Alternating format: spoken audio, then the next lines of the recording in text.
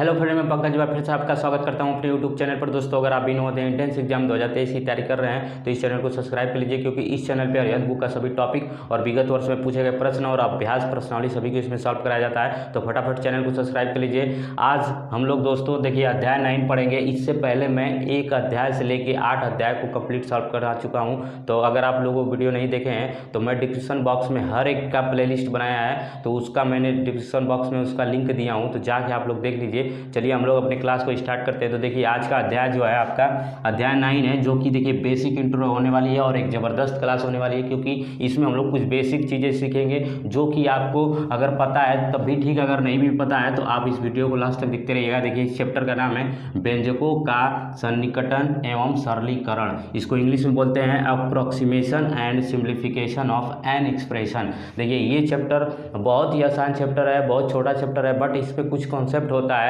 जो कि अगर आपको ये कॉन्सेप्ट नहीं आएगा, जैसे ये सरलीकरण है यानी कि सिंप्लीफिकेशन, ये अगर आपको नहीं आता है तो आप हर एक क्वेश्चन में शायद मुश्किल हो जाएगा क्वेश्चन सॉल्व करने में। तो वीडियो को लास्ट तक देखते रहिएगा, क्योंकि इसमें मैं ऐसी तरीका बताऊंगा जो कि आप अगर एक बार देख लेते हैं तो आप कोई भी क्वेश्चन आए सरलीकरण से या तो सन्निकटन से तो आप तुरंत सॉल्व कर लेंगे। ठीक है, तो वीडियो को लास्ट तक देखते रहिएगा। तो चलिए हम लोग क्लास को स्टार्ट करते हैं। तो देखिए हम लोग पहले पढ़ेंगे कि व्यंजकों का सन्निकटन। तो देखिए हम लोग सन्निकटन के बारे में समझेंगे, यानी कि अप्रोक्सीमेशन के बारे में। तो देखिए ये होता क्या है, जैसे अगर आपको देखिए अगर सभी लोग को ये पता है कि सन्निकटन का मतलब ये होता है कि लगभग, यानी लगभग का मान यानी कि आसपास का मान। ठीक है, तो इस चीज़ों को देखिए, इसको हम लोग क्या बोल सकते हैं, लगभग। ठीक है, लगभग, ठीक, लगभग का मान। ठीक है, तो देखिए लगभग बोलिए या आसपास की वैल्यू। तो सन्निकटन का मतलब यही होता है कि लगभग का मान। जैसे अगर आपसे क्वेश्चन कर दिया जाए कि 15.78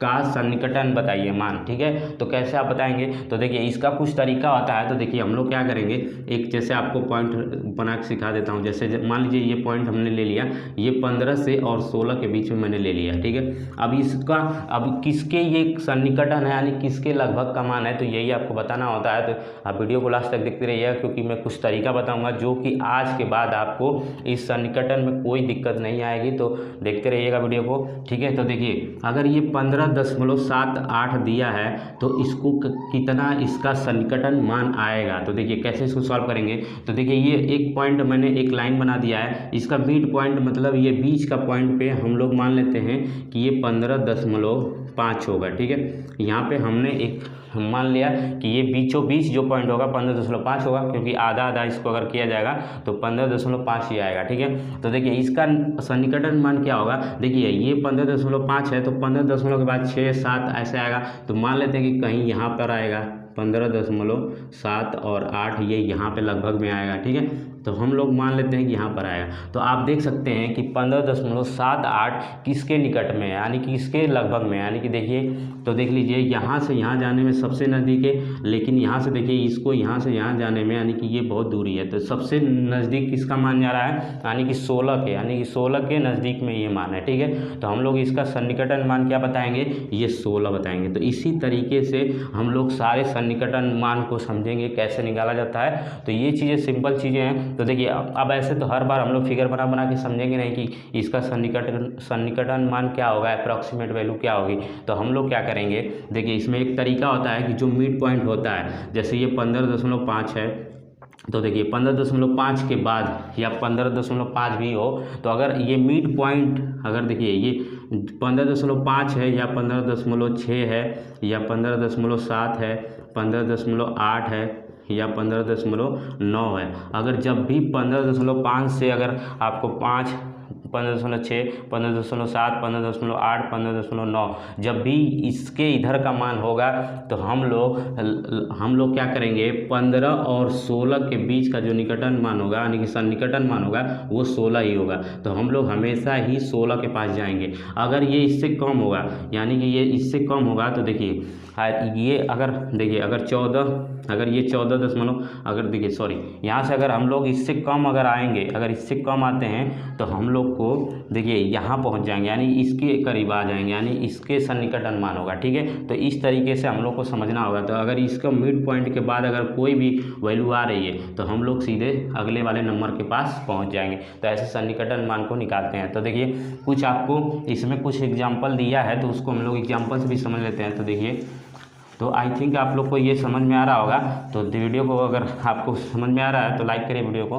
ठीक है, देखिए मैं कुछ चीज़ें आपके बुक में ही दिया है कि संख्याओं का सन्निकटन। तो हम लोग बहुत अच्छे से बेसिक चीज़ें समझेंगे। तो देखिए संख्याओं का, यहाँ पे आपके पेज नंबर देखिए, यहाँ पे अध्याय जो शुरू हुआ है उसका फ्रंट का पेज है। तो इस पर देखिए आपको दिया है कि संख्याओं का सन्निकटन। तो देखिए इसमें आपसे एक क्वेश्चन पूछा है। देखिए यहाँ पे दिया है कि 300 जैसे में करके दिया है, जैसे में करके दिया है। तो आप देख लीजिए, देखिए दिया है कि 357 में 357 का दहाई, ठीक है, ये ई है दहाई, ठीक है, दहाई में सन्निकटन, ठीक है, सन्निकटन, ठीक है, सन्निकटन बताना है आपको। तो देखिए अब ये 357 का सन्निकटन दहाई में बताना है। तो दहाई देखिए क्या होता है, पहले इकाई होता है, फिर दहाई होता है, फिर सैकड़ा होता है, फिर हज़ार होता है। तो देखिए दहाई का मतलब 2 अंक। तो 2 अंक में हम लोग कैसे चेक करेंगे? तो देखिए 2 अंक में तो ये 5 तो ये है। तो हम लोग क्या करेंगे, इस चीज़ को देखिए आप, इस 5 और तो हम लोग ले लेंगे। देखिए दहाई अंक तो हम लोग को केवल एक चेक करना होता है, यानी कि देखिए दहाई किसको बोलते हैं, इकाई और दहाई। तो ये दहाई अंक 1 हो गया। तो हम लोग केवल एक जीरो को, यानी कि यहाँ पे हम लोग को बदलना होगा कि यहाँ पे क्या आएगा। तो देखिए हम लोग ये दहाई अंक यानी कि चेंज करना है, यानी कि दहाई में सन्निकटन बताना है। तो हम लोग क्या करेंगे, इस 5 और 6 के बीच में कौन सी वैल्यू पास में है, आपको यही देखना है। तो देखिए यहाँ आप इसको नहीं देखना है क्योंकि हम लोग को दहाई में देना है। तो इसको हम लोग चेंज करेंगे, यानी कि जीरो वालों को, यानी जीरो वाली वैल्यू को। तो देखिए हम लोग क्या करेंगे, इस 5 से 6 के बीच में कौन सा मान है। तो आप देखिए यहाँ पे 7 है। तो देखिए मिड पॉइंट अगर यहाँ पे हम लोग रख लेते हैं, मिड पॉइंट यानी कि बीच वाला पॉइंट, तो यहाँ 5 होगा, ठीक है, 5.5 होगा।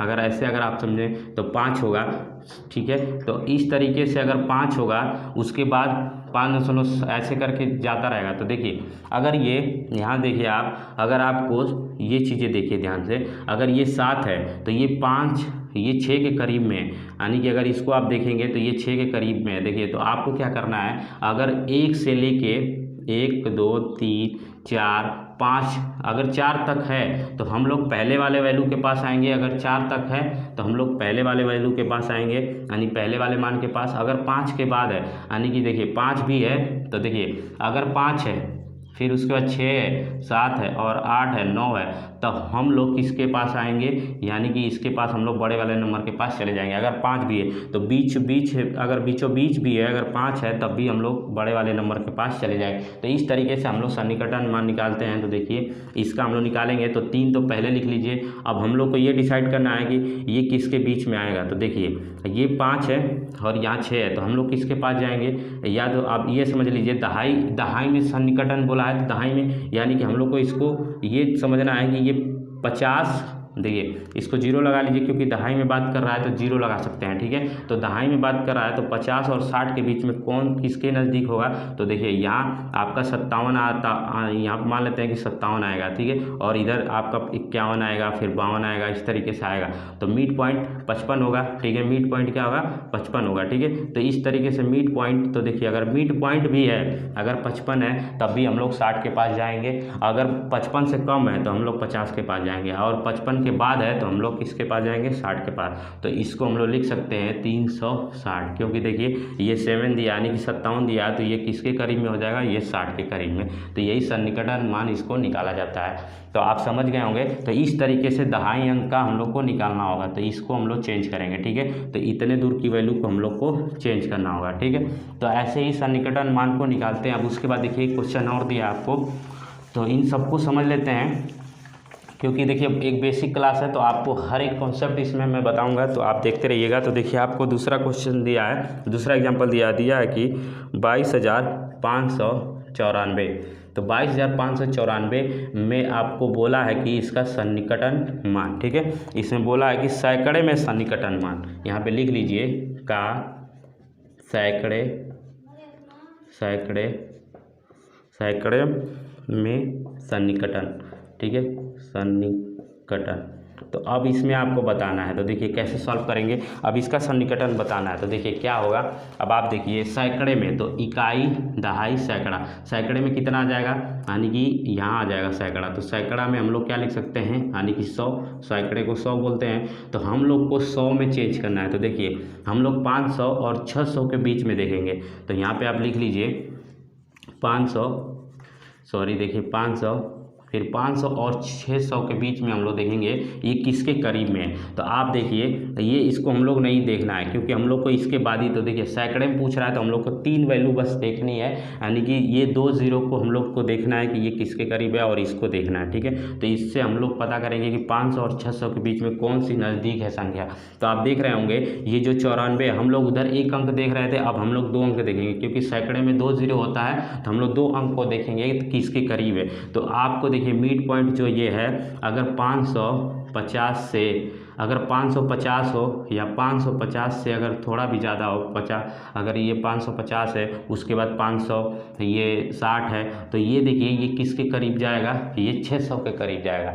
अगर आपको मिड पॉइंट भी दिया यानी कि 550 भी दिया है यहाँ पे, तब भी हम लोग किसके पास जाएंगे, 600 के ही पास जाएंगे। मैं आपको बता दिया हूँ कि अगर 1 2 3 4 5 6 7 8 9 अगर दिया है, तो अगर बीच वाली अगर 5 भी है तो हम लोग बड़े वाले नंबर के पास चले जाएंगे। अगर 5 से छोटा है, अगर 1 से 4 तक है, तब जाके हम लोग छोटी वैल्यू के पास आते हैं। तो इस तरीके से हम लोग इस क्वेश्चन को समझते हैं। तो देखिए इसी तरीके से ये होता ही है। तो अब देखिए इसमें कौन सा मान आएगा, तो देखिए ये 94 है, तो ये 50 से ज़्यादा है, यानी कि ये 50 से ज़्यादा, यानी कि 50, फिर 60 70 80 90, तो ये किसके करीब आएगा, यहाँ पे आएगा, यानी लगभग में ये 594, तो ये 94 लगभग, देखिए 594 इधर लगभग में आएगा।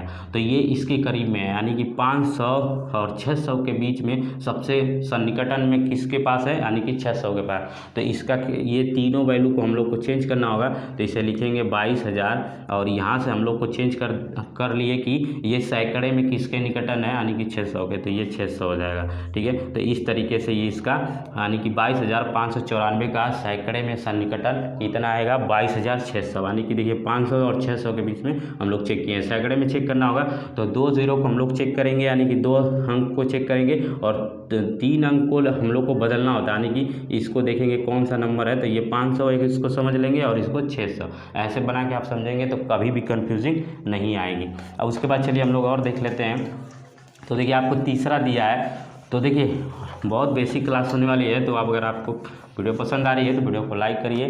तो देखिए यहाँ पे दिया है एक और एग्जांपल दिया है, देखिए दिया है कि 12, फिर उसके बाद दिया है 35, उसके बाद दिया है 67 का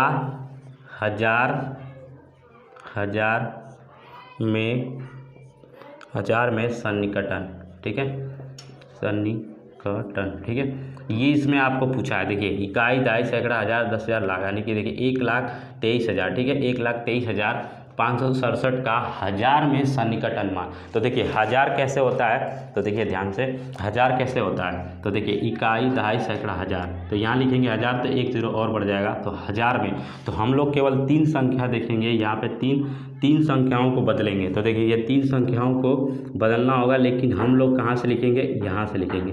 तो यहाँ पे हम लोग लिखेंगे 3,000 और 3,000, और यहाँ पे लिखेंगे 4,000। तो ये किसके सन्निकटन है, वही चीज़ हम लोग को बतानी है। तो देखिए हम लोग क्या करेंगे, इस 3,000 और 4,000 के बीच में कौन सा सबसे नज़दीक है। तो मैं आपको बताया था कि मिड पॉइंट देखेंगे, तो मिड पॉइंट के अगर इधर है तो वो इसके पास चला जाएगा। तो देखिए आप 567 है, यानी कि ये 500 ये बीचों बीच होगा, यानी कि देखिए ये 3,000, यानी कि ये 3500, अगर यहाँ पे आप समझेंगे तो ये 3500 और ये 67 है। तो देखिए ये अगर यहाँ 3500 अगर मिड पॉइंट रखेंगे तो यहाँ 3500 होगा, ठीक है, यानी मिड पॉइंट है। अगर इससे थोड़ा भी बढ़ेंगे तो देखिए यानी कि 3 5 और ये 67 है, तो ये करीब में इसके आएगा। तो देखिए सबसे ज़्यादा, यानी कि 500 से थोड़ा भी अगर ज़्यादा हुआ तो हम लोग बड़े वाले नंबर के पास चले जाएंगे, और 500 से थोड़ा भी कम आया तो हम लोग छोटे वाले नंबर के पास चले जाएंगे, यानी कि 3000 छोटा होगा, 4000 बड़ा होगा। तो यहाँ पे देख लीजिए, अगर इसको आप मिटा लीजिए, मैं इसलिए लिख रहा था कि क्योंकि हम लोग को यहाँ से यहाँ तक पूरा 4 वैल्यू चेंज होगी और यहाँ हम लोग को 3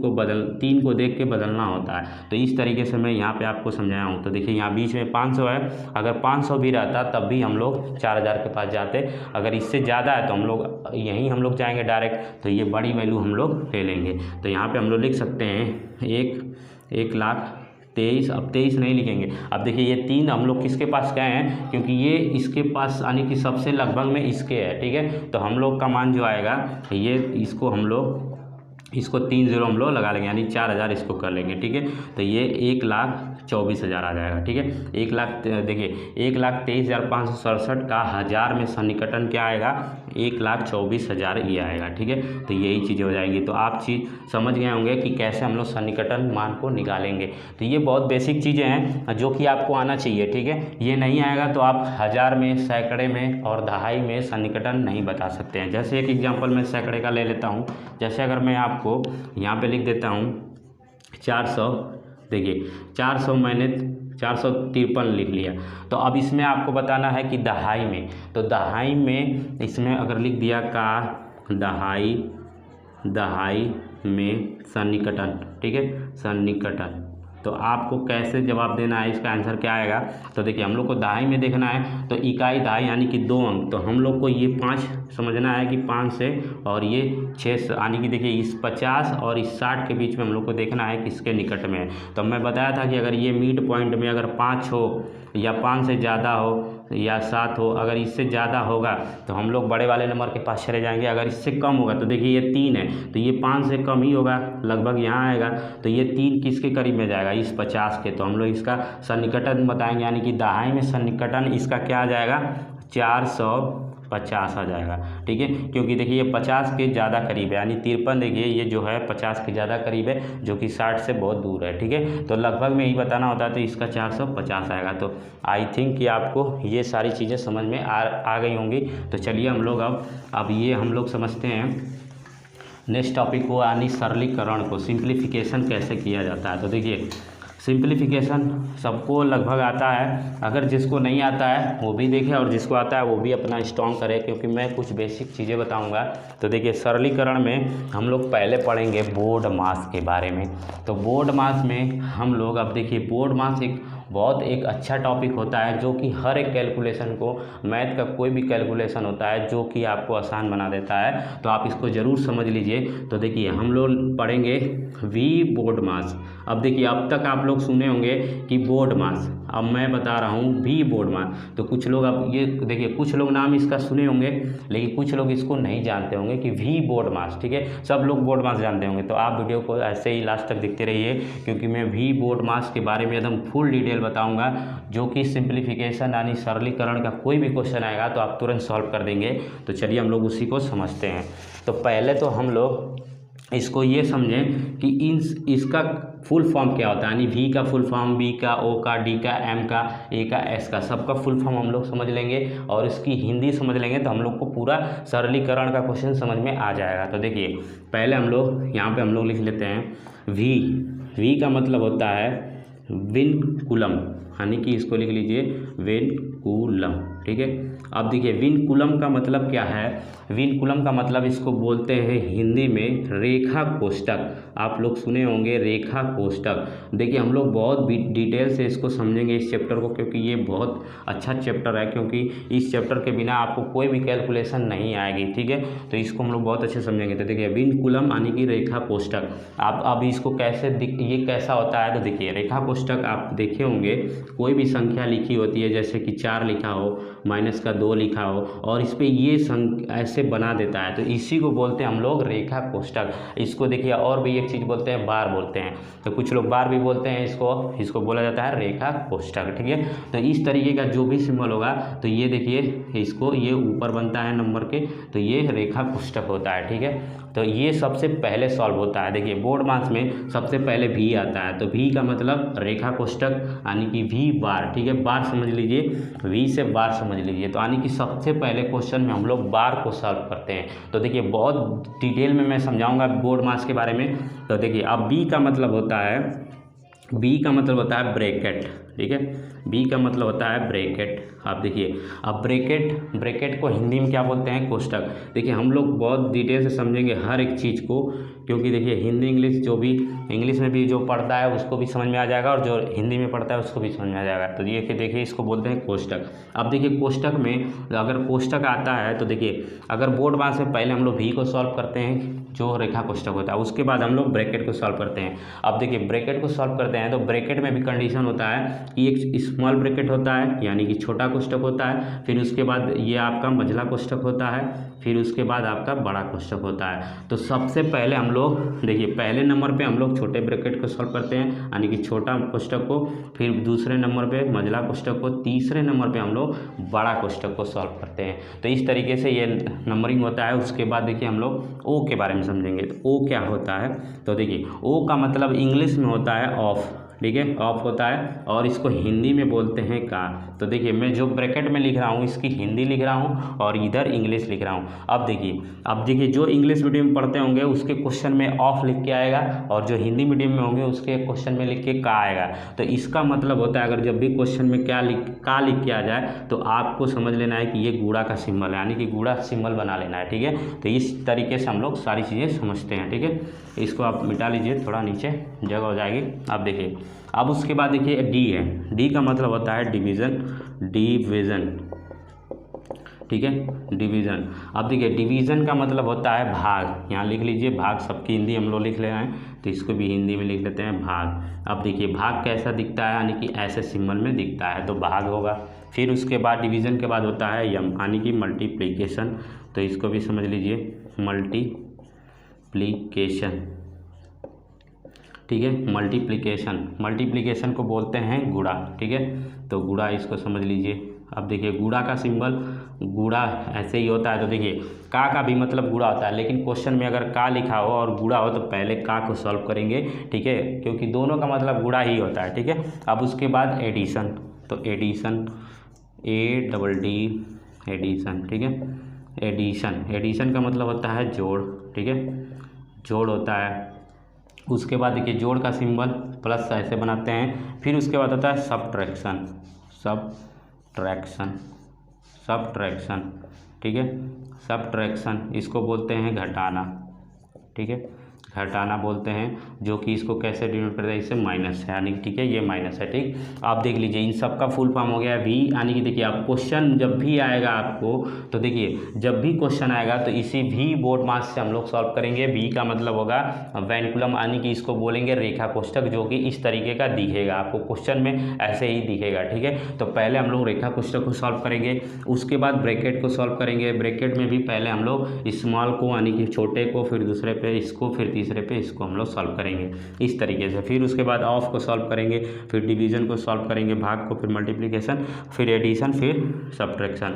इस तरीके से हम लोग सारी चीज़ें सीखेंगे, ठीक है। तो चलिए हम लोग देखिए अब इसमें आपको अब देखिए कुछ भी नहीं है, तो अब ये चीज़ें अगर आप समझ गए होंगे तो अब उसके बाद हम लोग क्वेश्चन को समझेंगे। जो भी कुछ हो अगर क्वेश्चन में अगर आता है कोई भी बेसिक चीज़ें तो मैं वहीं आपको बता दूंगा और एक बेहतरीन तरीके से हम लोग सारी चीज़ें को समझेंगे। अगर चैप्टर में जितने क्वेश्चन है एक एक क्वेश्चन को मैं सॉल्व कराऊंगा, तो वीडियो को ऐसे ही आप देखते रहिए लास्ट तक। तो देखिए अब ये चीज़ें हम लोग समझ गए। तो देखिए जब भी क्वेश्चन आएगा तो पहले हम लोग इसको सॉल्व करेंगे, वी को यानी वी बार को, फिर ब्रैकेट को, फिर ऑफ को, फिर डिवीज़न को, फिर मल्टीप्लिकेशन, फिर एडिशन, फिर सब्ट्रैक्शन। इस तरीके से हम लोग क्वेश्चन को सॉल्व करेंगे। तो चलिए हम लोग एक बेहतरीन तरीके से आपके देखिए इस अध्याय में पहले अभ्यास प्रश्नावली आता है, यानी विगत वर्षों के प्रश्न आते हैं, फिर उसके बाद अभ्यास प्रश्नावली आता है। तो पहले हम लोग अब विगत वर्षों के प्रश्नों को सॉल्व करेंगे। तो चलिए हम लोग एक बेहतरीन तरीके से विगत वर्षों के प्रश्नों को सॉल्व करते हैं। तो चलिए हम लोग पहला क्वेश्चन देखते हैं।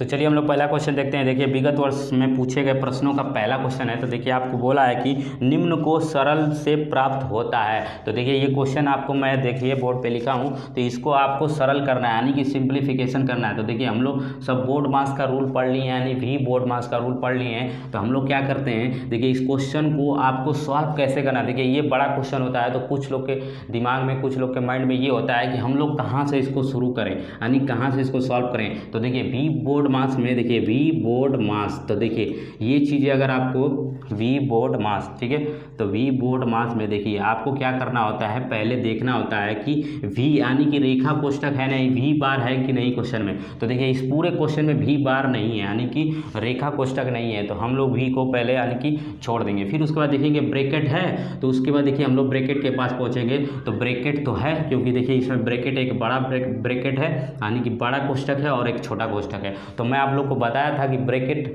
अगर सॉल्व करेंगे तो पहले हम लोग छोटे ब्रैकेट को सॉल्व करेंगे, फिर उसके बाद मझले को, फिर उसके बाद सबसे लास्ट में बड़े ब्रैकेट को सॉल्व करेंगे। तो इसमें तो दो ब्रैकेट है, ये दिया ही नहीं है, इसमें ये दिया है और ये दिया है। तो सबसे पहले किस ब्रैकेट को सॉल्व करेंगे, तो सबसे पहले हम लोग ये छोटे वाले ब्रैकेट को सॉल्व करेंगे यानी कि स्मॉल ब्रैकेट को सॉल्व करेंगे। तो देखिए ऐसे ही कॉन्सेप्ट होता है, अगर इसको आप फॉलो नहीं करेंगे तो क्वेश्चन सॉल्व नहीं कर पाएंगे। तो बहुत सारे लोग इस पर कन्फ्यूज होते हैं कैसे हम सॉल्व करें। तो पहले हम लोग क्या करेंगे, ब्रैकेट के पास पहुंचेंगे और पूरा देखिए यहाँ से यहाँ तक ब्रैकेट है। उसके बाद ब्रैकेट में पहुंचने के बाद हम लोग पहले स्मॉल ब्रैकेट को सॉल्व करेंगे। तो स्मॉल ब्रैकेट हम लोग को यहाँ से यहाँ तक मिला है, तो पहले हम लोग इसी को सॉल्व करेंगे। तो चलिए इसको हम लोग सॉल्व करते हैं। तो देखिए हम लोग क्या करेंगे, इस पार्ट को यहाँ हम लोग समझ लेते हैं, ठीक है, क्या आएगा। तो देखिए इसको कैसे सॉल्व करेंगे, तो देखिए 7 भागे ये दिया 1 सही 3/4 दिया है। तो इसको कैसे सॉल्व करेंगे, देखिए अगर इसको हम लोग सॉल्व करेंगे तो इसको पहले हम लोग मिस फ्रैक्शन से हम लोग फ्रैक्शन में करेंगे। ये सारी चीज़ें मैं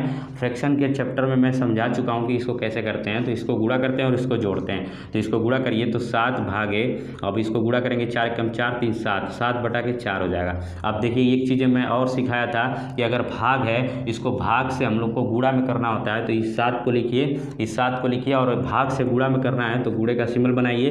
तो गुणा में जब करते हैं तो हर अंश में चला जाता है और अंश हर में चला जाता है यानी कि ये पलट जाता है यानी उल्टा हो जाता है। तो ये 4/7 हो जाएगा, ठीक है। अब इसको आप सॉल्व करिए तो 7 से 7 कट जाएगा तो बचा कितना, 4। तो इस पूरे ब्रैकेट को हमने सॉल्व किया, स्मॉल ब्रैकेट को, तो कितना आ गया, 4 आ गया। तो ये सॉल्व होकर कितना आ गया, 4। तो हम लोग क्या करते हैं, यहाँ पे हम लोग 4 लिख लेते हैं। तो अगले स्टेप में देखिए ये 4 हो जाएगा।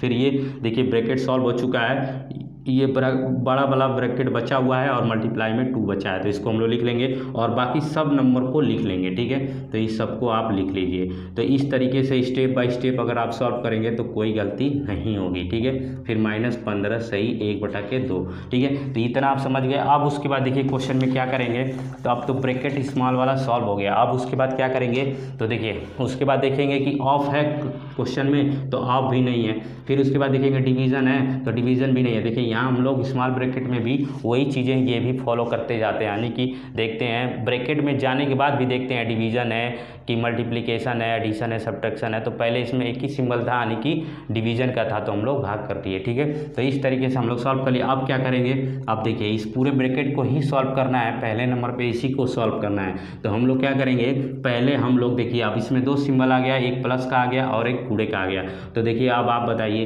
पहले प्लस सॉल्व होगा कि गुणा सॉल्व होगा। तो पहले हम लोग इसको सॉल्व करेंगे, ठीक है, यानी मल्टीप्लिकेशन को सॉल्व करेंगे। तो इसको सॉल्व कर लीजिए, फिर उसके बाद हम लोग जोड़ को सॉल्व करेंगे। तो पहले हम लोग ब्रैकेट को ही सॉल्व करेंगे, ठीक है। तो इस तरीके से देखिए अब इसको सॉल्व करेंगे तो देखिए 5 से 5 ये कट जाएगा, आपको दिख रहा है 5 से 5 ये कट जाएगा यानी कि देखिए ये अंश में है, ये हर में है, तो इसको भाग देंगे तो ये कट जाएगा, ठीक है। अब देखिए इसको अगर ये भी कट जाएगा, अगर इसको 4 से काटेंगे तो 4 दूना के 8 हो जाएगा।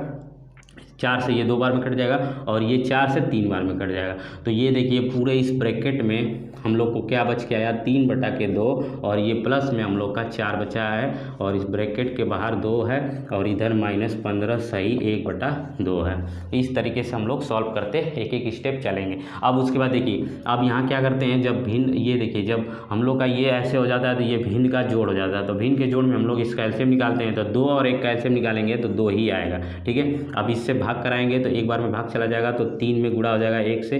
फिर देखिए 1 से इसको भाग कराएंगे तो 2 बार, और 2 का गुणा इसमें 4 में, तो ये क्या हो जाएगा 8 हो जाएगा। ठीक है, 2 चौके 8। ठीक है, अब उसके बाद देखिए इसको ब्रैकेट में ही रखिए, फिर उसके बाद मल्टीप्लाई में 2 रखिए, फिर -15 सही 1/2। अब देखिए इसको फिर से सॉल्व करिए तो 8 और 3 को जोड़ेंगे तो 11/2 हो जाएगा। अभी भी ये ब्रैकेट में है तो इसको ब्रैकेट में रखिए और मल्टीप्लाई में 2 रखिए। अब इधर देखिए 15 सही 1/2।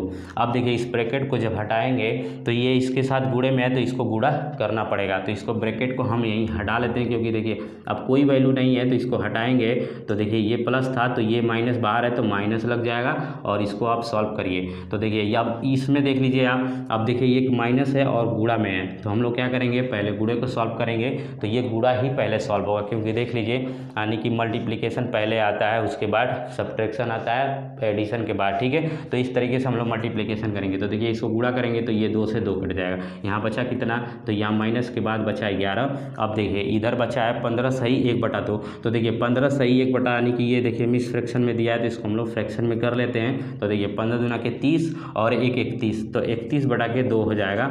अब इसको देखिए, अब ये देखिए भिन्न का घटाना आ गया, तो इसको आप ब्रैकेट मत बनाइए क्योंकि ब्रैकेट तो पहले से, इसको बना सकते हैं लेकिन अब देखिए हम लोग को ब्रैकेट कोई अब दिया नहीं है, तो देखिए अब ये क्या हो गया, भिन्न का घटाना हो गया, तो हम लोग एलसीएम लेंगे। तो अब देखिए 2 और 1 का एलसीएम आपको पता है कि 2 ही आता है, 2 लिख लिए। अब इससे भाग कराएंगे तो एक बार में भाग चला जाएगा, तो एक बार भाग चला गया, अब 1 का गुणा इसमें होगा तो 31 ही आ जाएगा, और माइनस 1 से भाग देंगे तो 2 बार में जाएगा, और 2 का गुणा 11 में जाएगा, 11 दूना के 22 हो जाएगा।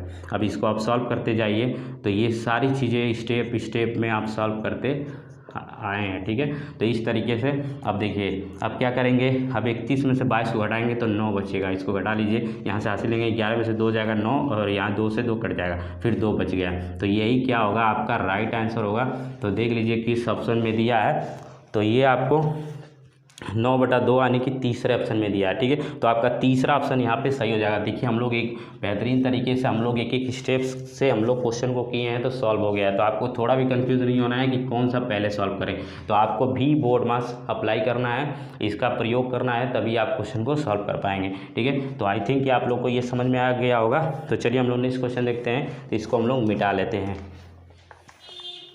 तो चलिए हम लोग नेक्स्ट क्वेश्चन देखते हैं। देखिए नेक्स्ट क्वेश्चन हम लोग का दूसरा है, दिया है कि काकू ने बक्सी से 7 अंक कम पाए जबकि रमन ने काकू से 3 अंक अधिक पाए, यदि इनके कुल प्राप्तांक 76 हैं तो रमन ने कितने अंक पाए। देखिए ये ऐसे क्वेश्चन आपके एग्जाम में ज़रूर आता है, क्योंकि देखिए ये जब भी नवोदय का एग्ज़ाम होता है तो ऐसे क्वेश्चन आपसे ज़रूर पूछता है। ऐसे क्वेश्चन आप ऐसे समझ लीजिए कि ऐसे क्वेश्चन कैसे लगता है, तो देखिए मैं इसको बहुत आसान तरीके से बताऊँगा, जो कि आज के बाद आपको ऐसे क्वेश्चन करने में दिक्कत नहीं होगी। तो देखिए हम लोग स्टेप बाय स्टेप इसको सॉल्व करेंगे, तो ध्यान से समझते रहिएगा, क्योंकि देखिए ऐसे क्वेश्चन बहुत पेपर में पूछा जाता है। तो ऐसे क्वेश्चन देखिए 2005 से लेके 2022 तक के पेपर में आप देख लेंगे तो ऐसे क्वेश्चन जरूर पाए जाएंगे, यानी ऐसे क्वेश्चन जरूर आते हैं। तो चलिए हम लोग इसको समझते हैं, तो बहुत ध्यान से इसको समझेंगे। तो देखिए पहले हम लोग इसको क्वेश्चन में पढ़ के समझेंगे कि कैसे इसको सॉल्व करेंगे। ठीक है, तो देखिए ये लिखा है काकू ने बक्सी से 7 अंक कम पाए। तो देखिए आपका इतने दूर तक का देखिए कैसे हम लोग समझेंगे, तो देखिए आपका जो मेन पॉइंट है यहाँ से देखिए, काकू ने बक्सी से कितना अंक कम पाए, तो पहले आप ये देख लीजिए काकू ने बक्सी से, तो हम लोग को यही 2 समझ लेना है, 2 नाम मिल गया। तो हम लोग देखिए क्या करेंगे इसको कि पहले देखिए काकू ने बक्सी से 7 अंक कम पाए, तो कम पाने का मतलब कि उससे कम पाया है, यानी कि जो अगर ये 10 पाया है तो वो उससे कुछ कम पाया, यानी कि अब देखिए इसको कैसे समझेंगे, तो बहुत अच्छे से समझेंगे इसको। तो देखिए काकू ने बक्सी से 7 अंक कम पाए हैं, तो देखिए पहले हम लोग किसी को मानेंगे। तो देखिए ये जो बक्सी है, बक्सी, ठीक है, तो देखिए इसमें बक्सी जो दिया है, यानी कि देखिए बक्सी से कितने काकू यानी कि 7 अंक कम पाए, तो पहले हम लोग बक्सी को मान लें कि बक्सी द्वारा प्राप्त अंक मान लेते हैं कि x है। हम लोग को नहीं पता है तो एक लोग को मानना पड़ेगा कि इसका यानी कि बक्सी द्वारा प्राप्त अंक कितने मिले हैं, यानी कि x मिले हैं। तो हम लोग मान लेते हैं कि बक्सी द्वारा पाए गए अंक कितने हैं, x हैं। उसके बाद देखिए जब बोला गया बक्सी, उसके बाद बोला गया है काकू, तो आप लिख लीजिए काकू। अब क्वेश्चन को फिर से समझ लीजिए। देखिए बोला है काकू ने बक्सी से 7 अंक कम पाए हैं। तो इससे 7 अंक कम पाने का मतलब क्या है, जैसे अगर मैं मान लूँ कि मैं 10 नंबर पाया हूँ, अगर मेरा कोई दोस्त है वो 5 नंबर मेरे से कम पाया है, तो 10 में से 5 को क्या करना पड़ेगा, माइनस करना पड़ेगा, तभी तो आप जानेंगे 10 में से 5 को माइनस करना पड़ेगा, तभी तो पता चलेगा कि वो 5 नंबर पाया है। तो हम लोग क्या करते हैं, उसको माइनस कर लेते हैं। तो ये देखिए बक्सी से 7 अंक कम पाया है, कौन, काकू ने। तो ये हम लोग क्या कर लेंगे, बक्सी से 7 अंक कम पाया है तो बक्सी में से -7 कर देंगे, तो ये किसका अंक हो जाएगा, काकू का। अब उसके बाद देखिए हम लोग फिर से पढ़ेंगे। फिर यहाँ लिखा है जबकि रमन ने काकू से 3 अंक अधिक पाया है। अब जैसे मान लीजिए कोई दोस्त मेरा है, मैंने 10 नंबर पाया है और मेरा कोई दोस्त है वो 3 नंबर मेरे से अधिक पाया है, तो मेरे से 3 नंबर अधिक पाया है, तो यानी कि इसी में हम लोग जोड़ देंगे तो बता देंगे कि वो 13 नंबर पाया है। तो हम लोग क्या करेंगे, बोला है कि रमन ने काकू से 3 अंक अधिक पाया है, तो काकू से 3 अंक अधिक पाया है, कौन, रमन ने। तो देखिए ऐसे लिख लीजिए। तो रमन ने कितने अंक पाए हैं, काकू से 3 नंबर ज़्यादा पाए यानी कि अधिक पाए हैं, तो काकू का नंबर कितना है, x-7। अब रमन ने कितना पाया है, यानी कि देखिए रमन ने काकू से 3 अंक अधिक पाया है, 3 अंक अधिक पाया है, तो इसमें हम लोग 3 क्या कर देंगे, जोड़ देंगे, तभी हम लोग को पता चलेगा कि रमन का कितना अंक पाया है। ठीक है, तो अब देख लीजिए, इसको सॉल्व कर लीजिए, तो x ऐसे ही उतर जाएगा। अब देखिए इस -7 में से 3 को जोड़ना घटाना है, तो देखिए जब माइनस होता है एक प्लस होता है तो ये घट जाता है, तो 7 में से 3 को घटाएंगे, बड़ी वाली संख्या में से छोटी संख्या को घटाते हैं, तो जिस संख्या में से घटाएंगे उसको माइनस लिख लेंगे और 7 में से 3 को घटाएंगे तो 4 हो जाएगा। तो जो रमन का अंक है वो कितना आ गया, x-4, तो ये रमन का अंक हो गया। अब उसके बाद देखिए क्या पॉइंट दिया है, यदि उनके कुल प्राप्तांक 76 हैं, क्या है, देखिए क्या बोला, यदि उनके कुल प्राप्तांक 76 है, यानी कि इन तीनों का प्राप्तांक कितना है, 76 है, तो क्या कर लीजिए, इन तीनों को जोड़ लीजिए। तो इन तीनों को जोड़ेंगे तो देखिए बक्सी, तो देखिए इस यहाँ पे लिख लीजिए बक्सी प्लस काकू प्लस रमन। ठीक है, इस तरीके से अगर आप लिख लेंगे तो इन तीनों का प्राप्तांक कितना दिया है, यानी 76 दिया है। तो हम लोग क्या करेंगे, तीनों का यानी जो प्राप्तांक है जोड़ देंगे तो 76 के बराबर रख लेंगे। तो देखिए काकू ने कितना, रमन ने और बक्सी ने कितना अंक पाया है, तो देखिए बक्सी ने कितना पाया है, x, फिर काकू ने कितना पाया है, x-7, फिर रमन ने कितना पाया है, x-4। बस आपका क्वेश्चन अब समझ लीजिए सॉल्व हो गया। जब आप इतना सॉल्व कर लेंगे, मेन पॉइंट यही है, अगर आप इतना क्वेश्चन बना लेते हैं तो आप उसके बाद आपको कोई समस्या इस क्वेश्चन में नहीं होने वाली है, क्योंकि बोला है कि कुल प्राप्तांक तो आप सबको जोड़ देंगे और इसको इसके बराबर कर देंगे और इसमें क्वेश्चन सॉल्व हो जाएंगे। तो मेन आपका क्वेश्चन कहाँ है, यही है, तो इसी को आपको ध्यान से समझना था। ठीक है, तो आप समझ भी गए होंगे, बहुत अच्छे से मैं इसको समझाया हूँ, आपको कन्फ्यूजिंग नहीं हुआ होगा। तो देखिए अब बक्सी का और काकू का, रमन का सबका अंक जोड़ के 76 के बराबर रख लिए। तो अब हम इसको सॉल्व कर लेते हैं। तो देखिए x और x और x, तो x को एक साथ जोड़ेंगे तो ये 3x हो जाएगा। अब देखिए फिर अंक को जोड़ेंगे तो देखिए यहाँ -7 है और यहाँ -4 है, तो देखिए जब माइनस माइनस होता है तो जुड़ जाता है, लेकिन माइनस साइन के साथ जुड़ता है। तो 7 और 4 को जोड़ेंगे तो 11 हो जाएगा और इधर 76 हो जाएगा। अब देखिए इसको उधर भेजेंगे तो उधर जाके प्लस हो जाएगा, तो 76 और इधर जाके प्लस हो जाएगा और इधर 3x बच जाएगा। तो देखिए इसको जोड़ लीजिए, 7 हो जाएगा, इसको आप जोड़ेंगे तो ये देखिए कितना आ गया, 6 1 7 और यहाँ 7 1 8 हो गया, 87 हो गया और इधर 3x बचा। तो इधर साइड में सॉल्व कर लीजिए। तो देखिए यहाँ पे मैं मिटा लेता हूँ।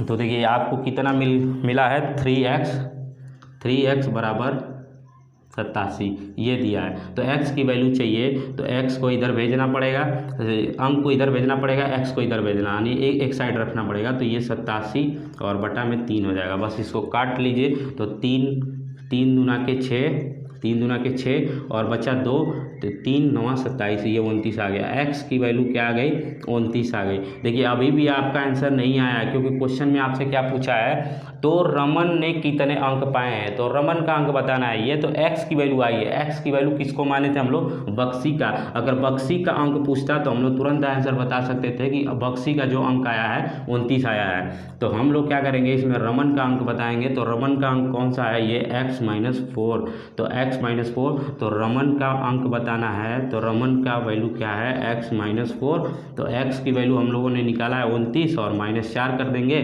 तो 29 में से 4 करेंगे तो 25, तो ये आपका राइट आंसर होगा। तो देखिए 25 राइट आंसर है, ठीक है।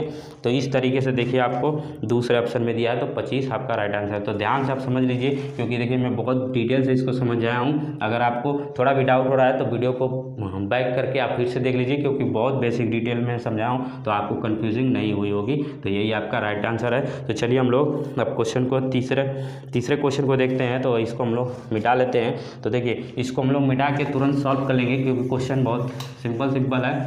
तो देखिए इसको हम लोग सॉल्व करते हैं।